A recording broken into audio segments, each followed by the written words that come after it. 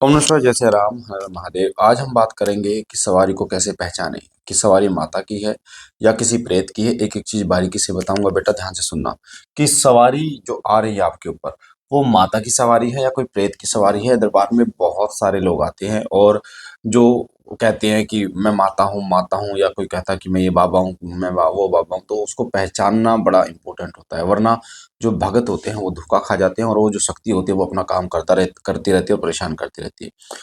कोई भी सवारी जब भी किसी व्यक्ति के ऊपर आती है, तो मैंने आपको पहले पिछली वीडियोस अगर आपने नहीं देखी तो वो वीडियो समझ लेना अच्छी तरीके से। मैंने आपको बता रखा है कि किस प्रकार से जो सवारी आती है, किस प्रकार से आप उसमें रहते हैं और सवारी का अंश उसमें रहता है। यानी आपका विवेक और सवारी का विवेक कैसे कार्य करता है। आप हमारी जो ये सवारी वाली सीरीज चल रही है, इसको आप पिछली वीडियोस को देख लोगे तो अच्छा समझ में आएगा आपको। अब सवारी को कैसे पहचानें? एग्जाम्पल लेते हैं माता काली का, ठीक है। जैसे किसी के ऊपर माता काली की सवारी आती है, माता काली, ठीक है। अब क्या होता है, माता काली की सवारी आती है तो वो क्या करता है, वो जीव निकाल लेती है, ठीक है। जीव निकाल लेती है और जीव, केवल जीव निकालने मात्र से वो कहना शुरू कर देती है, कौन है जी, माता काली हूँ, कौन है माता काली। और कई लोग जो दरबार लगाते हैं वो लोग इसको मान भी लेते हैं कि ये माता काली है, क्योंकि जो भक्त दरबार चौकियां लगा के बैठे हैं बेटा, उनके सामर्थ्य की बात है कि उनको कितना सामर्थ्य है, क्या वो उनको पहचान पाते हैं या नहीं, उस शक्ति के पीछे भी देख पाते हैं क्या नहीं, उसके साथ कितनी शक्तियां चल रही हैं वो देख पाते हैं क्या नहीं, ये उसके सामर्थ्य के ऊपर बात है। तो जीव निकाल लेना केवल माता काली की सवारी का लक्षण नहीं होता है, आपको ध्यान देना होगा, ठीक है।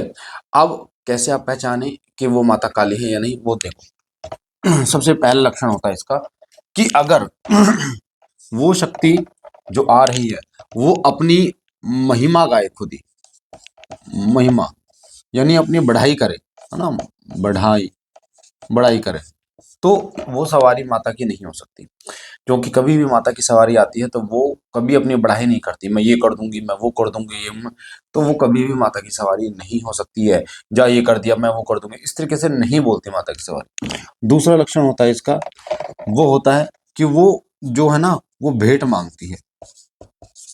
अगर किसी पर माता की सवारी आ रही है तो माता कभी भेंट नहीं मांगती। अगर आपको ऐसा लग रहा है कि जो सवारी आती है वो कह रही है मुझे बकरे नहीं देगी तो मेरा तेरा तेरा सर्वनाश कर दूंगी, मुझे तू ये नहीं देगी मैं तेरा ये सर्वनाश कर दूंगी, माँ काली की सवारी, चाहे वो सात्विक पूजो आप, चाहे जैसे भी आप पूजो, तो वो कभी भेंट नहीं मांगती। वो आएगी, वो सवारी भेंट लेने के लिए नहीं आती, कहने के लिए नहीं आती, ठीक है, कि भेंट दे दो मेरी, ठीक है। यानी मुर्गा बकरा जो लोगों ने आज जो चल रहा है क्या, वो चढ़ाना है चढ़ाना, तो ऐसा नहीं है। भेंट अगर शक्ति बोल रही है तो वो माता काली की सवारी नहीं हो सकती, नहीं हो सकती, इस चीज का ध्यान रखें। तीसरी चीज, जिस पर माता काली की सवारी आती है, जिस पर भी माता काली की सवारी आती है, वो कभी भी, कभी भी रूप नहीं बदलेगी। रूप बदलना क्या होता है, कि आप देखोगे सवारी आ रही है उसके ऊपर, कभी वो माता काली बन जाएगा, कभी वो कुछ और बन जाएगी, कभी कुछ और।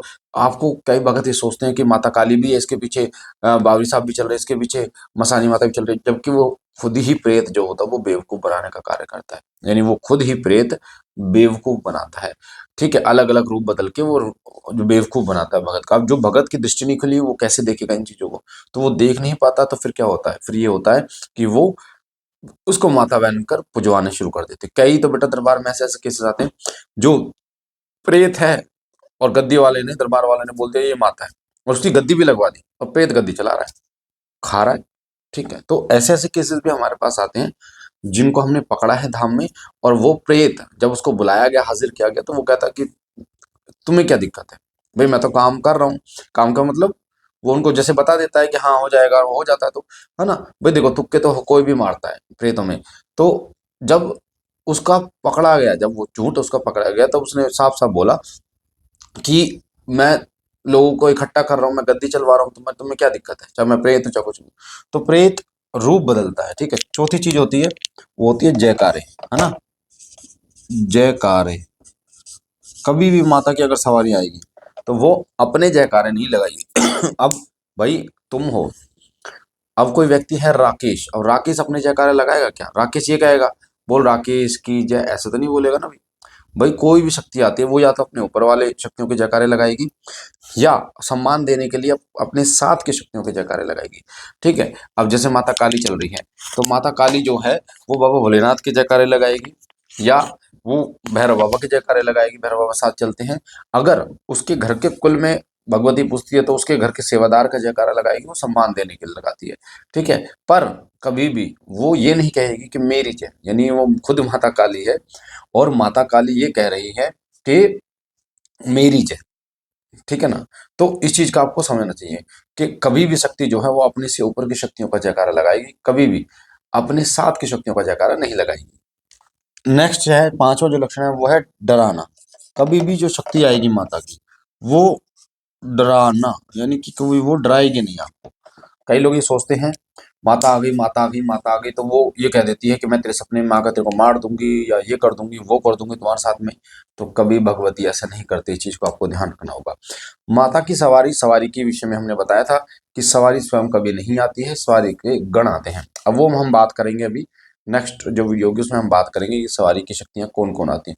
तो अगर आपके साथ भी ऐसा हो रहा है कि सवारी आ रही है और अपना महिमा का गुणगान कर रही है, मैं तो ये हूँ, मैं तो वो हूँ, मैं तो त्रिभुवन की रानी हूँ, मैं तो वहाँ की रानी हूँ, मैं तो फलाना हूँ, मैं तो ढेका हूँ, तीनों लोक मेरे हाथ में है, ये कभी कभी भी नहीं करती। अपनी महिमा का गुणगान अपने मुख से नहीं करती है शक्ति, बढ़ाई नहीं करती है, भेंट नहीं मांगती है शक्ति कभी भी कि भैया मुझे बकरा चाहिए, मुझे ये चाहिए, मुझे वो चाहिए, कभी ऐसा नहीं करती। रूप बदलती, कभी रूप नहीं बदलती। अगर वो रूप बदल रही है इसका मतलब वो माता नहीं है, नहीं है, नहीं है, इस चीज का ध्यान रखना।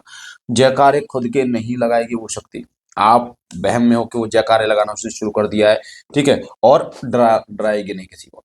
जो माता काली से डरते हैं उसका कारण यही है कि आज हमारे समाज में भी लोग माता काली से डरते हैं। उसका कारण ये है कि माता की छवि को इतना गलत कर दिया गया है। जो भगवती अपने भक्तों का कल्याण करने वाली है, उस भगवती की छवि को इतना गंदा कर दिया गया है कि लोग उन्हें घर में पूजने के लिए तैयार नहीं होते। जबकि नवरात्र जब आते हैं तो नवरात्र में भीड़ देखो आप माता के मंदिर में जो लोग कहते हैं माता काली की पूजा घर में नहीं करनी चाहिए, वो लोग पूरी भीड़ लगा के चलते हैं एक एक सेकंड के लिए दर्शन करने के लिए।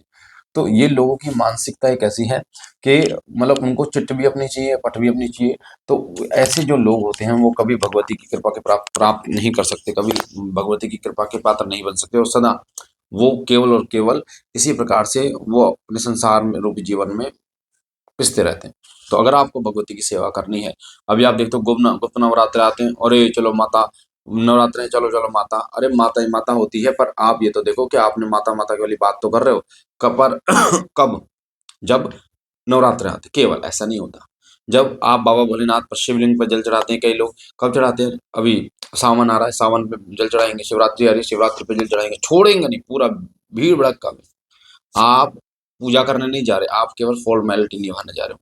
पूजा का मतलब ये होता है कि जब बाबा जी खाली हों, आप तसल्ली से जाओ, पूजा करो, उनसे बात करो, भाव उनके सामने अपने रखो, बाबा जी से मंत्र जाप करो, वो होती है पूजा।